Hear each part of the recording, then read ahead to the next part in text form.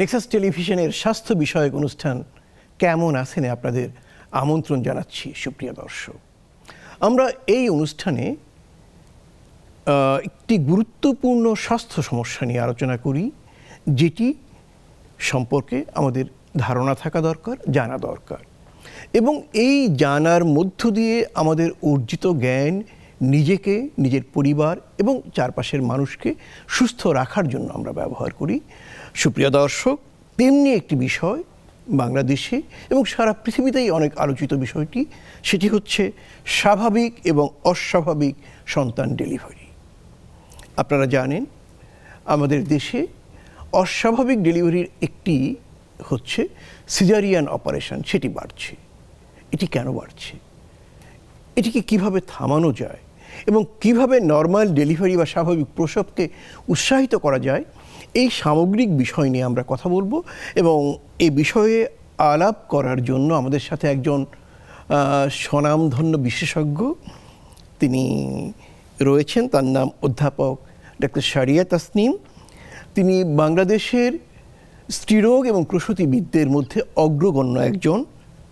একসময় সরকারি চাকরি করতেন, বর্তমানে ঢাকা কমিউনিটি মেডিকেল কলেজ হাসপাতালে প্রসূতি এবং স্ত্রীরোগ বিশেষজ্ঞ হিসেবে কর্মরত রয়েছেন। এবং একই সাথে তিনি বাংলাদেশের ধাত্রীবিদ এবং স্ত্রীরোগ বিশেষজ্ঞদের যে জাতীয় সংগঠন OGSB, তারও বিভিন্ন পদে তিনি দায়িত্ব পালন করে যাচ্ছেন এবং এখনও করছেন। আপনাকে স্বাগত জানাচ্ছি। এবং আপনাদের সাথে আমি রয়েছি ডাক্তার লেনিন চৌধুরী।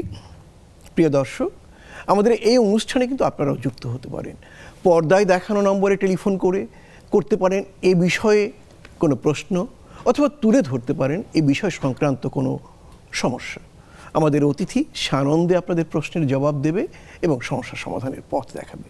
ও হ্যাঁ, যারা অনলাইন প্ল্যাটফর্মে রয়েছেন তারা নেক্সাস, ফেসবুকের নেক্সাস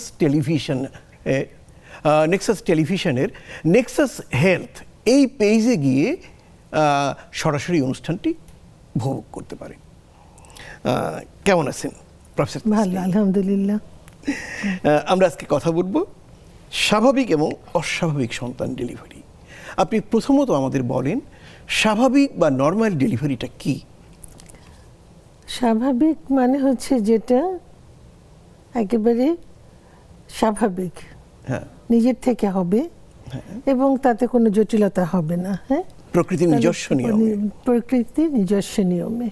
তার মানে হলো যে বাচ্চা যখন একটা মেয়ে গর্ভধারণ করে, তার নির্দিষ্ট সময়ের পরে বাচ্চাটা প্রসব হবে।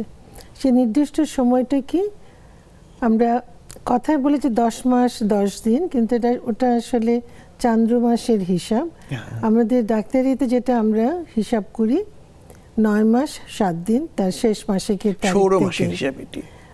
9 মাস 7 দিন মানে 40 সপ্তাহ, 280 দিন। হ্যাঁ, তাহলে স্বাভাবিক প্রসব হলো যে এই 40 সপ্তাহ হলে নিজের থেকে এটা প্রসব বেদনা শুরু হবে।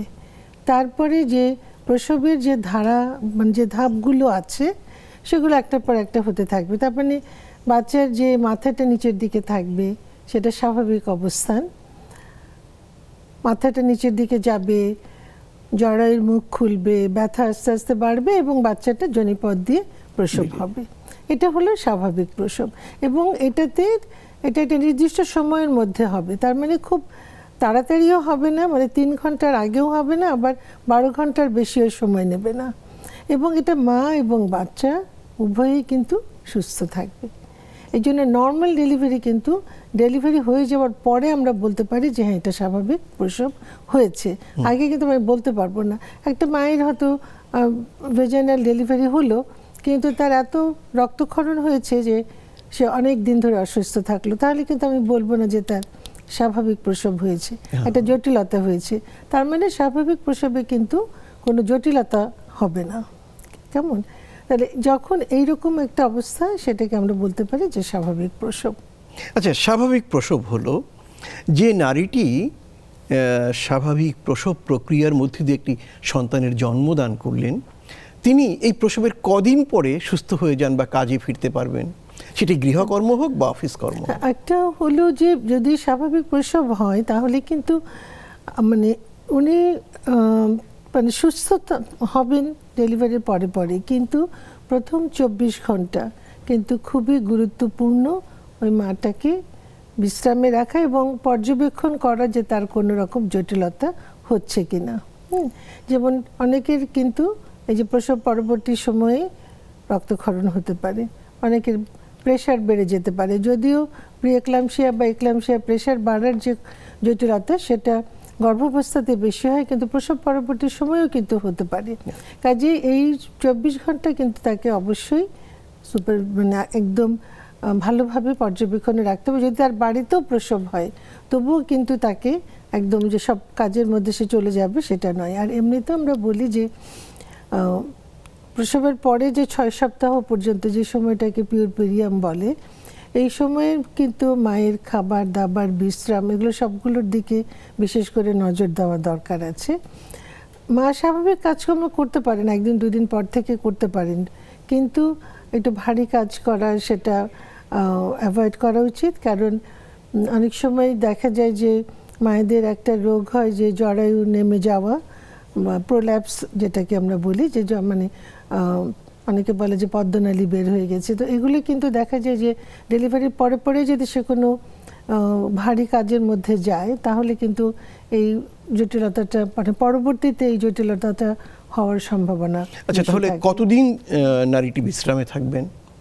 এটা একদম এক্স্যাক্টলি মানে আমি বলবো না যে তাকে 7 দিন বা 15 দিন থাকতেই হবে, সেটা নির্ভর করে যে সে কতটুকুন নিজেকে সক্ষম মনে করছে বা মানে আমি প্রথম 24 ঘন্টা বলেছি অবশ্যই তাকে পর্যবেক্ষণে থাকা, তারপরে সে তার কিছুটা এমনিতে তো বাচ্চা হওয়ার পরে বাচ্চার যে দেখাশোনা করা, বাচ্চাকে দুধ খাওয়ানো, বাচ্চার কাপড় বদলানো, সেগুলো তো মায়েদের করতেই হয়, তাই না? কিন্তু তার পরিবারে যে অন্যান্য কাজকর্ম আছে সেটা কিন্তু আসলে মাকে একটু সময় দেওয়া দরকার, অন্যদের দরকার তাকে সহায়তা করা। আচ্ছা, একটা প্রচলিত ধারণা গ্রাম বাংলায় এখনো রয়েছে, সন্তান প্রসবের পর থেকে 40 দিন এই সময়টাকে একটা বিশেষ সময় বলে এবং এটাকে বলে ছুটি, তো এবং 40 দিন পরে ছুটি উঠে গেল, মানে সময়টা শেষ হলো, নারীটি সম্পূর্ণ ভালো হলো। এই যে সাধারণ লোকজ ধারণা, এর পেছনে কোনো বৈজ্ঞানিক যুক্তি রয়েছে কি?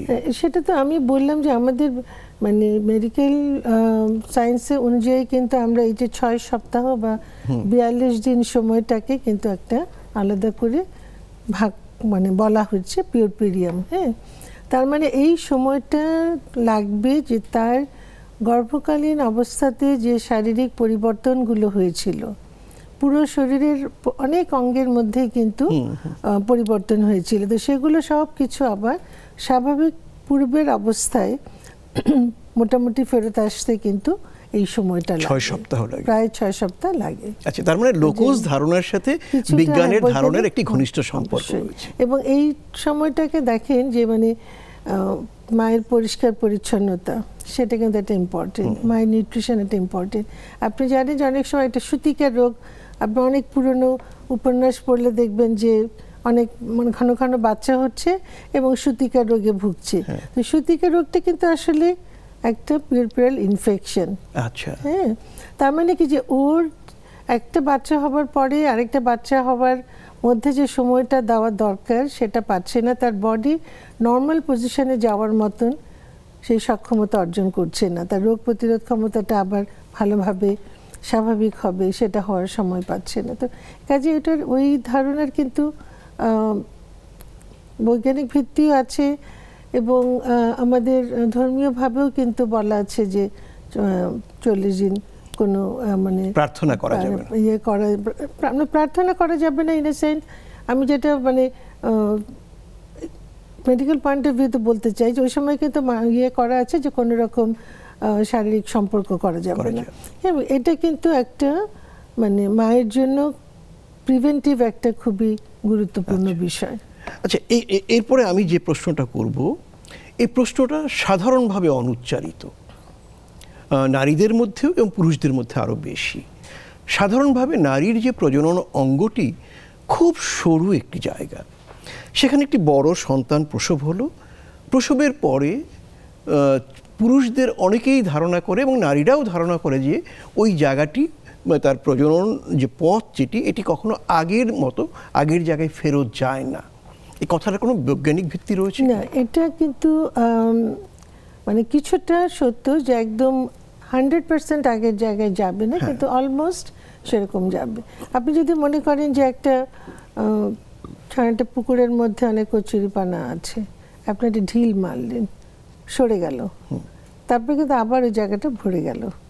কাজে এই যে বাচ্চা হবার পরে যে পিরিয়ডের এই যে 6 সপ্তাহ সময়, এর মধ্যে কিন্তু ওই যোনিপথের যে বাড়তি পরিবর্তনগুলো হয়েছিল, বাচ্চা প্রসবের সময় তার যে মাংসপেশিগুলো ঢিলা হয়েছিল, ওগুলো কিন্তু পুরোপুরি তার নর্মাল যে ইলাস্টিসিটি বা সম্প্রসারণ ক্ষমতা সেটা কিন্তু আবার রিগেইন করে। আবার একদম 100% যদি নাও হয়, মানে আমরা মানে ফরেনসিক মেডিসিনে যেমন আছে যে কোনো মেয়ের বাচ্চা হয়েছে কিনা সেটাতে যোনিপথ পরীক্ষা করলে বোঝা যাবে, জরায়ের মুখ দেখলে বোঝা যাবে, তো সেরকম একটা পরিবর্তন কিন্তু মানে তার সাধারণ জীবনযাপনের জন্য তার শারীরিক সম্পর্কের ক্ষেত্রে যে এটা কোনো বাধা বা সেটা কিন্তু নয়, হবে না।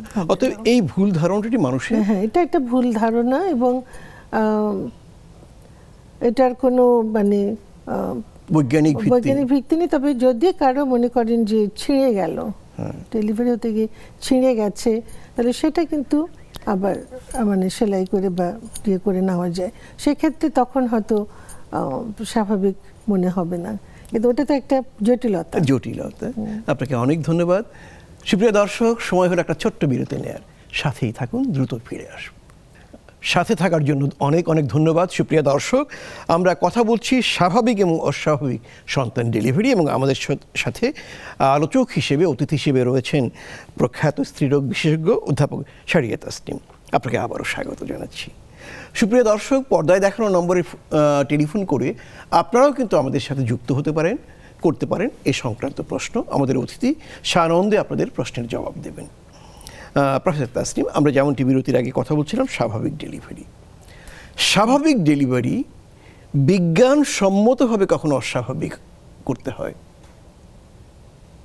হ্যাঁ, স্বাভাবিক ডেলিভারি মানে একটা হলো যে যখন দেখা যাবে যে এটা স্বাভাবিকভাবে হচ্ছে না, এটা যেভাবে এগোনোর কথা ছিল সেভাবে এগোচ্ছে না, যেভাবে যে সময়ের মধ্যে ডেলিভারিটা হওয়ার কথা ছিল সেটা হচ্ছে না, তো সেখানে কিছু কিছু মানে ব্যবস্থা নেওয়া লাগতে পারে। যেমন যদি জ্বরের যে সংকোচন সেটা যথাযথ না হয়, কম হচ্ছে, তাহলে আমরা ওষুধ দিতে পারি, বা কোনো সময় হয়তো আপাতত ব্যথা কমানোর জন্য ওষুধ দিতে পারি। কিন্তু অনেক সময় দেখা গেল যে এটা ঠিক স্বাভাবিকভাবে আসছে না, মা যেভাবে চাপ দিচ্ছে তাতে বের হচ্ছে না। ফোর্সেপ ডেলিভারি বা ভেন্টুস ডেলিভারি, যেটাকে মানে ইনস্ট্রুমেন্টাল ডেলিভারি বা যন্ত্রপাতির সাহায্যে ডেলিভারি করানো, সেটা হতে পারে, হ্যাঁ, সেটা প্রয়োজন হতে পারে।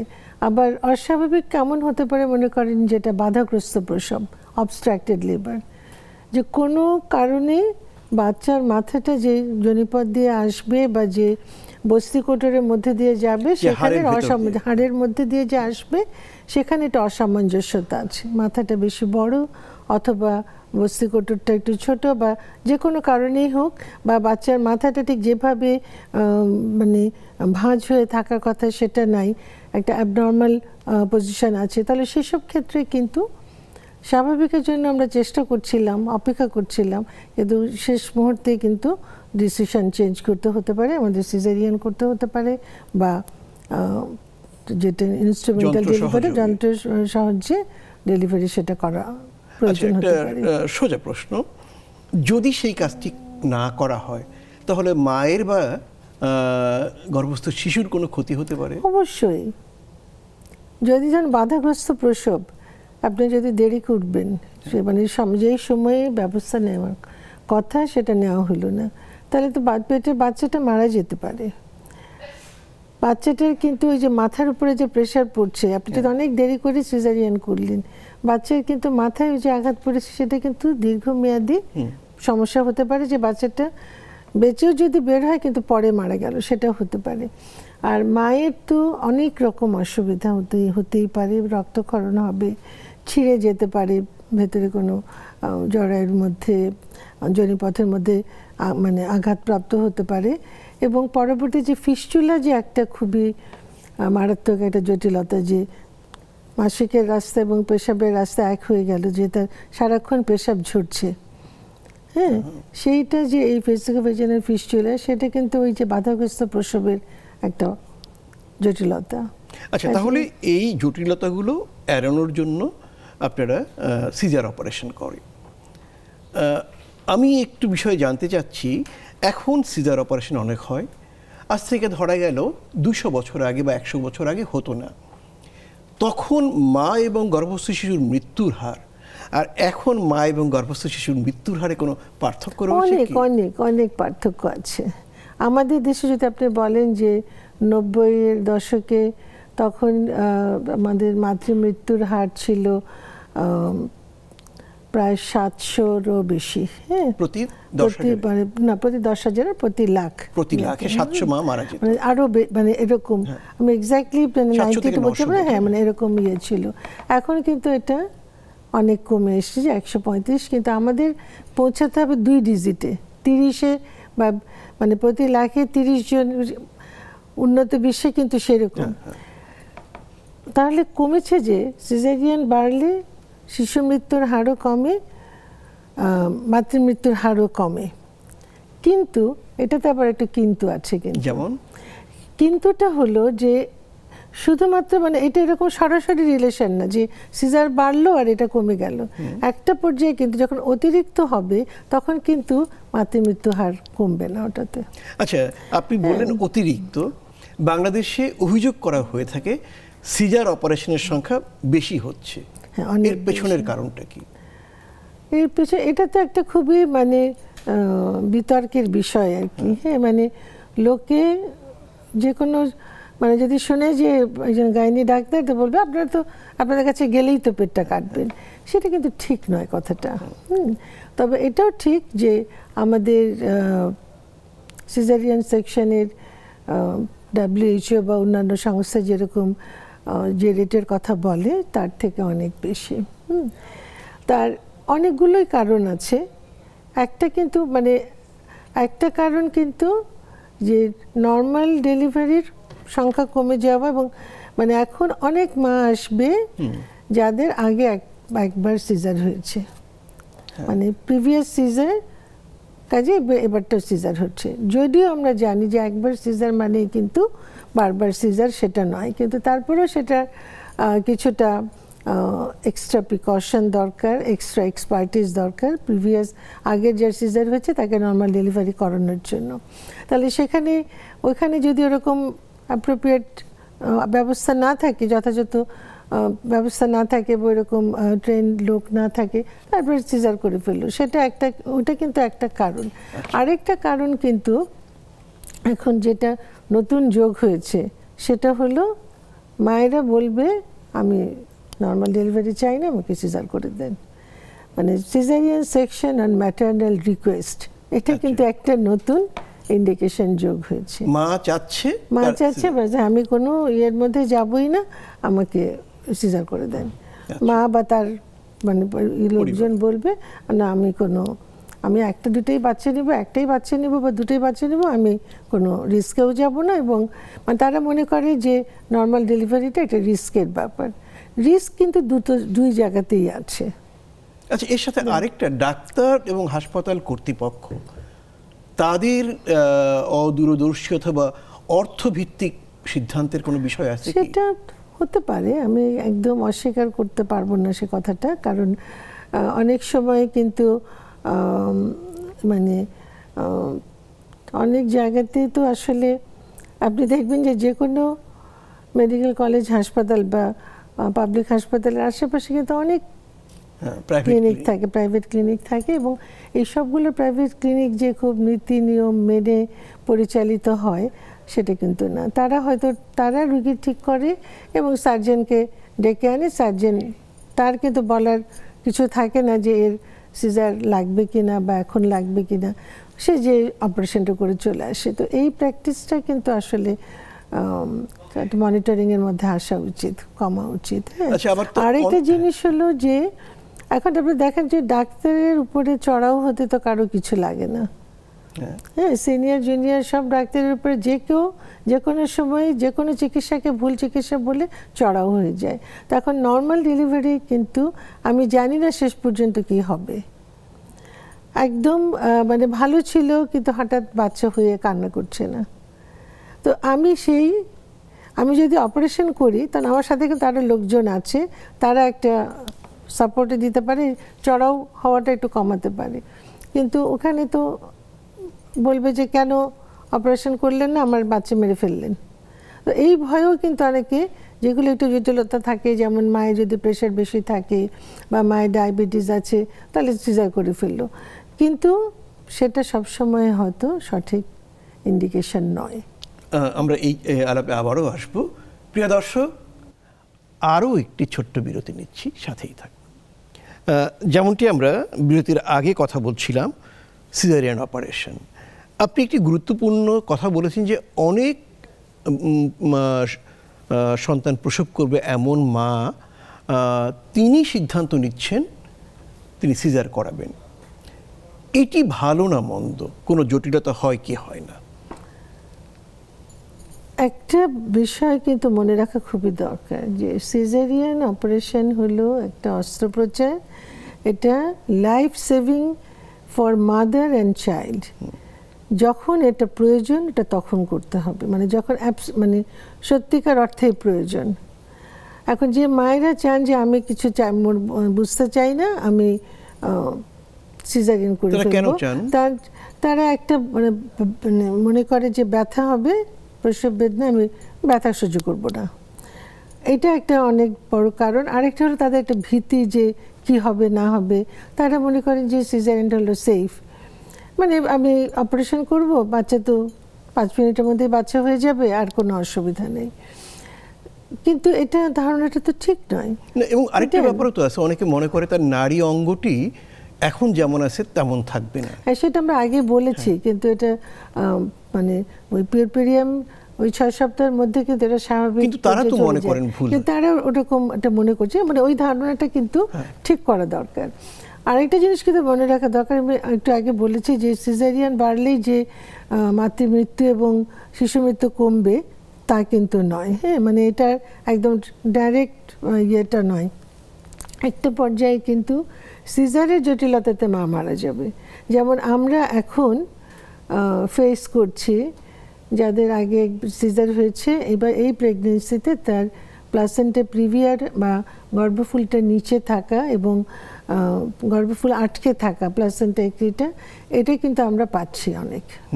যখন আমি ছিলাম, আমি যখন সিএশিপ করেছি, তখন কিন্তু প্লাসেন্টা প্রিভিয়া, প্লাসেন্টা এক্রিটা বছরে একটা, মানে আপনার তরুণ সময় কিন্তু তখন আমরা হয়তো বছরে 1-2টা দেখতাম, কিন্তু এখন কিন্তু অলমোস্ট আপনি যদি ঢাকা মেডিকেলের কাউকে জিজ্ঞেস করেন, বলে যে প্রত্যেক অ্যাডমিশনেই কিন্তু আছে যে প্রিভিয়াস 2 সিজার, আর এবার একদম এরকম ভাবে প্লাসেন্টা আটকে আছে, গর্ভফুলটি এমনভাবে আটকে আছে যে জরায়ু ফেলে দিতে হচ্ছে, তার 5 ব্যাগ 10 ব্যাগ রক্ত দিতে হচ্ছে, মানে মারাত্মক ঝুঁকি।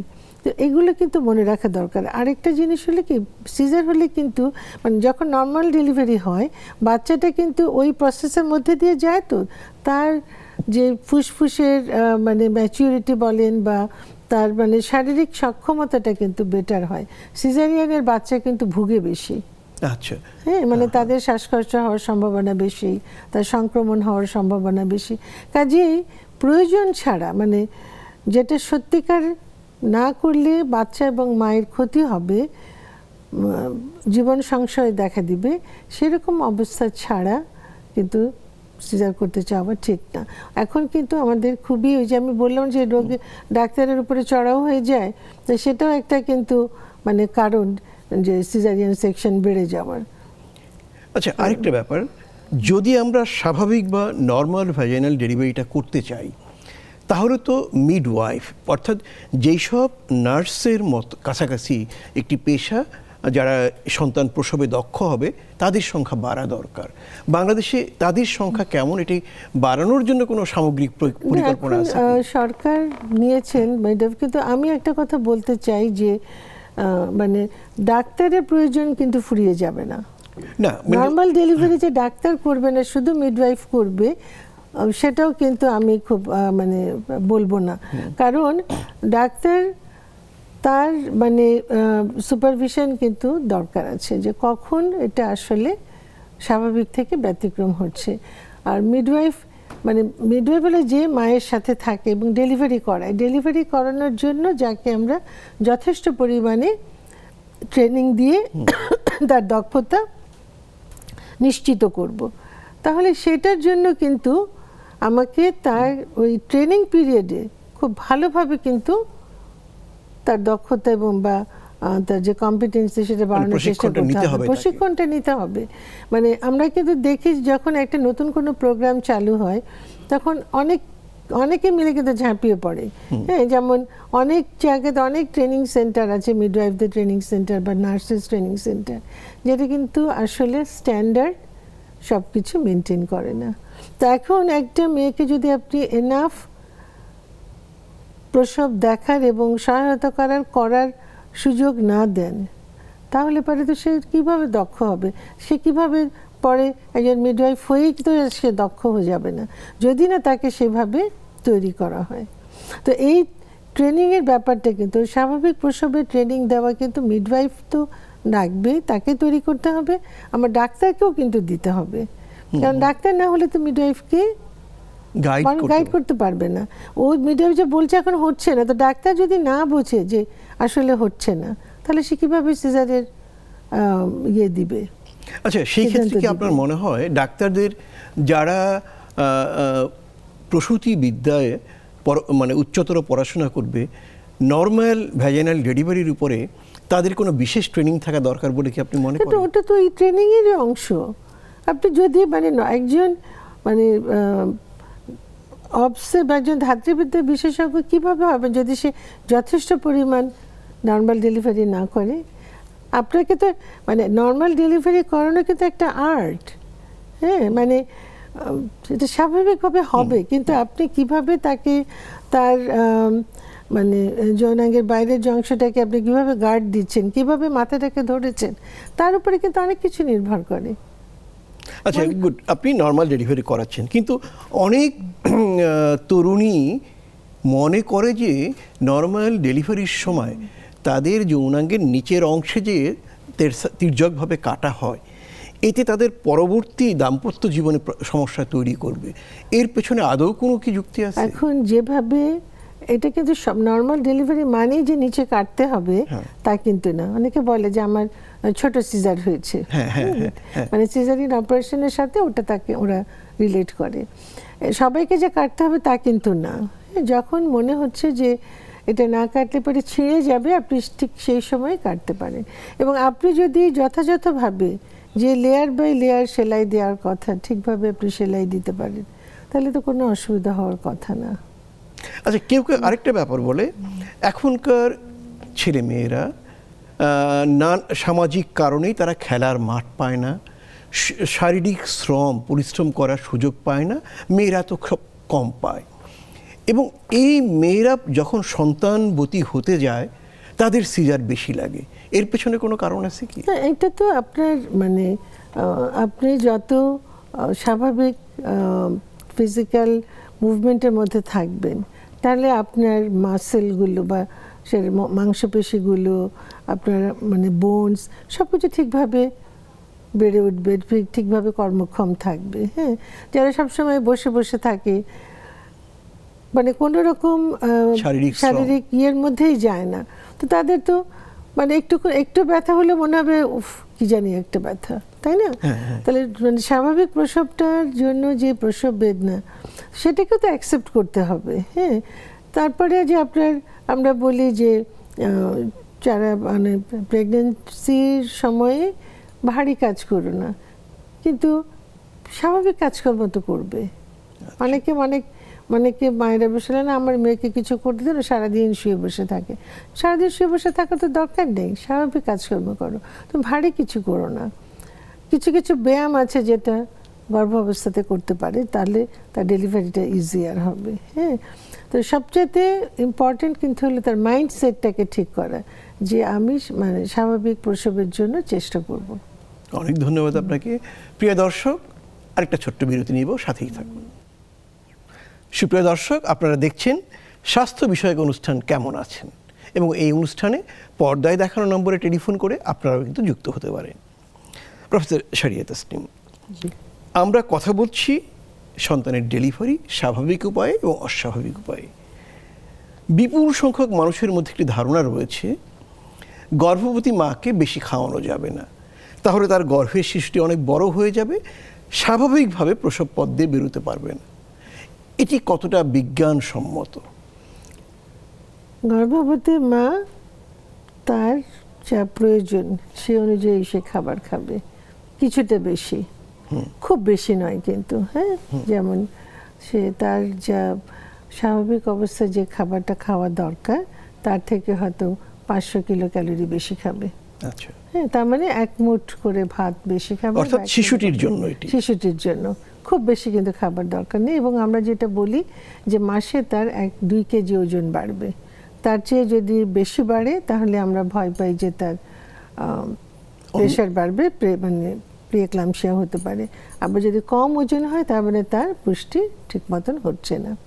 এখন বাচ্চাকে যদি মানে মাকে যদি কম খাওয়ানো হয় তাহলে কি হবে, মায়ের কাছ থেকে তো বাচ্চা পুষ্টি পাবে, তো বাচ্চা পুষ্টি পাবে না, অপুষ্ট হবে।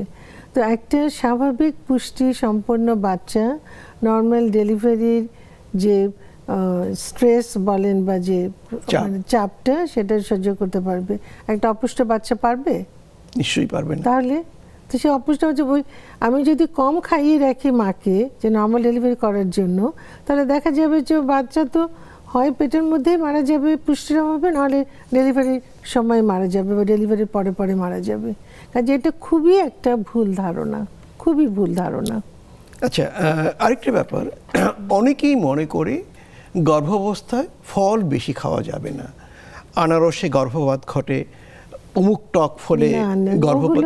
কোনো খাবারেরই কোনো মানে নিষেধাজ্ঞা কিছু নাই। গরুর মাংস, হাঁসের মাংস খাক না, অসুবিধা কি? মানে যে কোনো ফল, যেমন যে আনারস বলেন বা টক জাতীয়, একটা মানে একটা মা যদি খেতে চায় আনারস, সে কতগুলো খাবে বলেন আমাকে? অনেক তো বেশি, অনেক বেশি একসঙ্গে খেতে পারবে, তাহলে কি ক্ষতি আছে? কোনো ক্ষতি নেই। এগুলো পেঁপে, আনারস এগুলো নিয়ে খুব জিজ্ঞেস করে মায়েরা, এটা কিন্তু ভুল ধারণা। প্রেগন্যান্সিতে কোনো খাবারে মানে কোনো নিষেধ নেই, শুধুমাত্র যদি কারো কোনো খাবারে অ্যালার্জি থাকে, যেমন কারো হয়তো বেগুন খেলে তার শরীর ফুলে মানে চাকা চাকা হয়ে যায়, লাল হয়ে যায়, তাহলে তার জন্য বেগুন খাবে না, সে প্রেগন্যান্সি হলেও খাবে না, অন্য সময়ও খাবে না। আবার গরুর মাংস যদি কারো অ্যালার্জি থাকে তাহলে সে গরুর মাংস খাবে না, আদারওয়াইজ তার কোনো সমস্যা নাই। অতএব সবকিছু খেতে হবে, মানে প্রেগন্যান্সির জন্য কোনো সমস্যা নেই। এখন কারো যদি মনে করেন যে ডায়াবেটিস আছে, তাহলে ডায়াবেটিসের জন্য তো অনেক কিছু খাবার নিষেধ থাকে, তাহলে সেটা প্রেগনেন্ট মাও খেতে পারবে না। প্রেগন্যান্সি উইথ ডায়াবেটিস, তাহলে তার জন্য ডায়াবেটিসের যে নিষেধ সেটা তার জন্য প্রযোজ্য। আচ্ছা, আরেকটা ব্যাপার, এটা নিয়ে বাংলাদেশের বিস্তীর্ণ অঞ্চলে একটি বিতর্ক রয়েছে, সন্তান ডেলিভারি বা প্রসবটি কোথায় হবে, বাড়িতে হলে ভালো নাকি কোনো প্রতিষ্ঠানে, স্বাস্থ্য প্রতিষ্ঠানে হওয়া ভালো? আচ্ছা, আমরা যেহেতু আমরা বলছি যে মানে মানে প্রসবের সময় কিন্তু যে কোনো সময় যে কোনো রকম জটিলতা দেখা দিতে পারে, সেই জন্য একটা হাসপাতালে ডেলিভারি হওয়া ভালো। কিন্তু বাড়িতে যে ডেলিভারি হতে পারবেই না আমি কিন্তু সেটা বলবো না। এটা এনশিওর করতে হবে যে বাড়িতে যে ডেলিভারি করাবে সে যেন একজন প্রশিক্ষণপ্রাপ্ত ব্যক্তি হয়। আচ্ছা, মানে যে নর্মাল ডেলিভারি করাতে পারে এবং নর্মালটা কখন নর্মাল থেকে ব্যতিক্রম হচ্ছে, অ্যাবনর্মালের দিকে যাচ্ছে, সেটা সে শনাক্ত করতে পারে, প্রাথমিক ব্যবস্থাপনা দিয়ে হাসপাতালে নিয়ে যেতে পারে, রেফার করতে পারে। আচ্ছা, এর আগে আপনি বলছিলেন যে গর্ভবতী নারীটি স্বাভাবিক কাজ করবে, ধরুন আপনি এটাও বলেছিলেন যে একটু ব্যায়াম করতে পারবে, সে কোন ধরনের ব্যায়ামগুলো করতে পারবে, দিনে কতটা হাঁটতে পারবে? মানে হাঁটতে পারবে কতটুকু সেটা কিন্তু নির্ভর করে তার শারীরিক সক্ষমতার উপরে, মানে কষ্ট করে করবে না কিছু, আচ্ছা। যতটুকু হাঁটা তার মানে শরীরে কষ্ট হচ্ছে না সেরকম হাঁটতে পারে। কিছু মানে ব্যায়াম বলতে হবে, কিছু যে ব্রিদিং এক্সারসাইজ বলে না, জোরে নিঃশ্বাস দিয়ে মানে মাংসপেশিগুলোকে একটু ঢিলা করার মতন, সেরকম কিছু কিছু ব্যায়াম যেটা আসলে বলে বোঝাতে পারবো না কিছু, কিন্তু এমন কোনো ব্যায়াম না যেটা পেটের উপরে চাপ পড়ছে বা পিঠের উপরে খুব চাপ পড়ছে, সেরকম নয়। হ্যাঁ, কিছু ফ্রি হ্যান্ড এক্সারসাইজ সে করতে পারে। কেমন? আর আরেকটা কিছু জিজ্ঞেস করলেন যে আচ্ছা, আমি এর সাথে আরেকটা প্রশ্ন জিজ্ঞেস করি। একজন নারী, তিনি গর্ভবতী, তিনি যদি কোনো কাজে যুক্ত থাকেন, ধরুন শিক্ষকতা বা ডাক্তারি, সেই কাজগুলোকে করতে পারবে? অথবা যদি কাজে যুক্ত নয়, বাড়িতে রান্নাবান্না ইত্যাদি করতে পারবে কিনা? কেন করতে পারবে না? এটা করতে পারার মানে অসুবিধাটা কি জানেন? যে মানে চাকরিজীবী, হ্যাঁ, তাহলে চাকরিজীবী মায়ের কিন্তু একটু বাড়তি চাপ তার উপরে, তাই না? তাকে একটা রেগুলার সময় অফিসে যেতে হচ্ছে, সে শিক্ষকতা করুক, সে ডাক্তারি করুক, সে ইঞ্জিনিয়ার হোক, যেটাই হোক, আবার বাড়িতে গিয়েও কিছু কাজ করতে হচ্ছে। তাহলে এই জায়গাটাতে প্রয়োজনটা হলো তার পরিবারের লোকজনকে তাকে সহায়তা করা। একটা মা, আমরা বলি যে নর্মালি তো বলি যে দুপুরে মানে 2 ঘন্টা শুয়ে বিশ্রাম নেবে, তো এখন যে 9টা 5টা অফিস করে, সে 2 ঘন্টা কখন শুবে? আমরা তখন বলি যে তুমি বাড়িতে যেয়ে আগে আধা ঘন্টা শুয়ে থাকো, তারপরে তুমি অন্য কাজে যাবা। তাহলে ও যে বাড়িতে যদি আধা ঘন্টা শুয়ে থাকতে চায়, তাহলে কি তো ও বিকালের যে কাজটা সেটা অন্য কেউ করে রাখতে হবে না? এটা যদি এমন হয় যে সেই বাড়িতে যাবে, সেই একটু চা বানাবে, তারপরে খাবে, বা সে রাতের খাবার তৈরি করবে, তাহলে তো হলো না তার বিশ্রাম, তাই না? তাহলে মাকে কিন্তু পরিবার সহায়তা করতে হবে, তাকে বুঝতে হবে যে মায়ের বাড়তি খাবার দরকার, এই মায়ের বাড়তি বিশ্রাম দরকার, তাহলে তো কোনো অসুবিধা নেই। কিন্তু আমরা আপাতত দেখি যে একটি নারী প্রথমবারের মতো গর্ভবতী হলো, তাকে চাপ দেওয়া হচ্ছে তুই চাকরিটা ছেড়ে দে, বা আপনি চাকরিটা ছেড়ে দেন, বা পেশাটা ছেড়ে দেন। এটা কেমন হয়? এটা কিন্তু আমি বলবো যে জেন্ডার ভায়োলেন্স।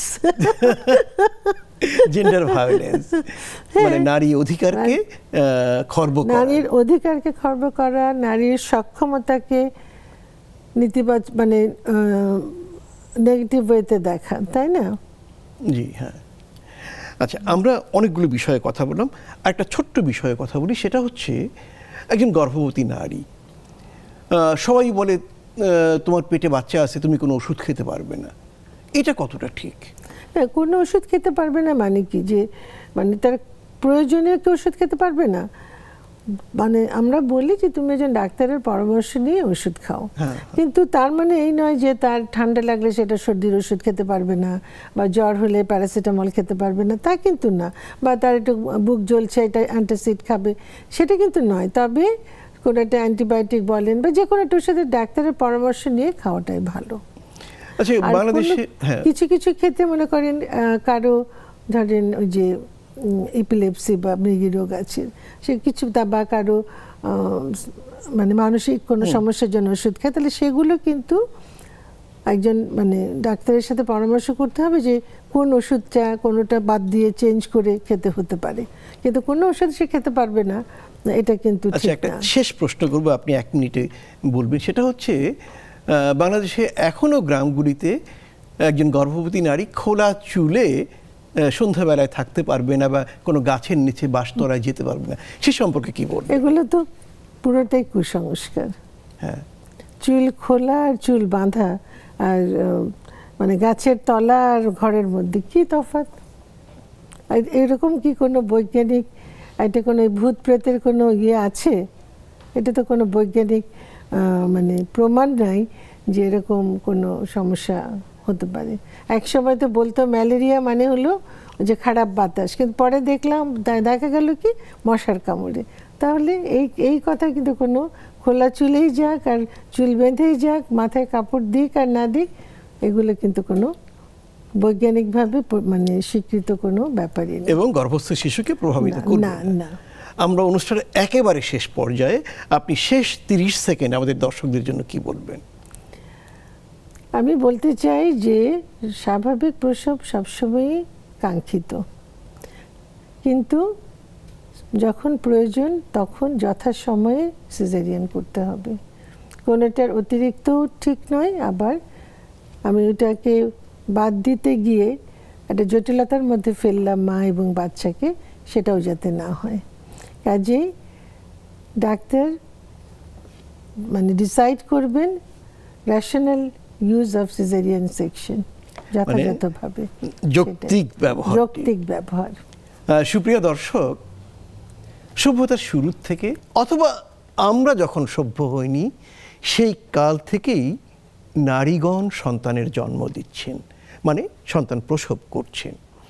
এটি একটি প্রকৃত সম্পর্ক, প্রকৃতির সম্মত বিধান।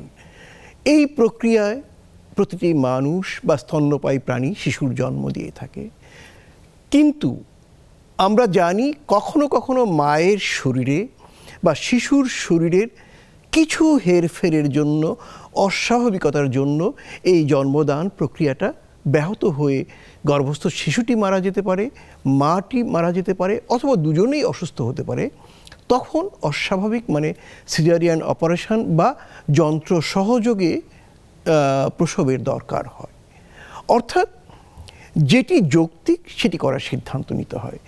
এজন্য বলবো, যে কোনো গর্ভবতী মা গর্ভ সঞ্চার হওয়ার পর থেকেই একজন চিকিৎসকের পরামর্শ নেবেন, তার অধীনে নিয়মিত চেক আপ করবেন এবং নিয়মিত চেক আপের মধ্য দিয়ে তার গর্ভের কোনো ঝুঁকি রয়েছে কিনা সেটি নির্ধারিত হওয়ার পরেই কেবল কোন পদ্ধতিতে সন্তান প্রসব বা ডেলিভারি হবে সেটি নির্ধারিত হবে। অতএব কোনো পূর্ব নির্ধারিত ধারণা নয়, কোনো কুসংস্কার নয়, একটি স্বাভাবিক সন্তান জন্ম দেওয়ার জন্য যে প্রক্রিয়া অবলম্বন করা দরকার আমরা সেটাই অবলম্বন করব। প্রিয় দর্শক, আপনাদের সুস্থতা কামনা করছি। সবাই ভালো থাকুন। আজকে এখানেই শেষ করছি।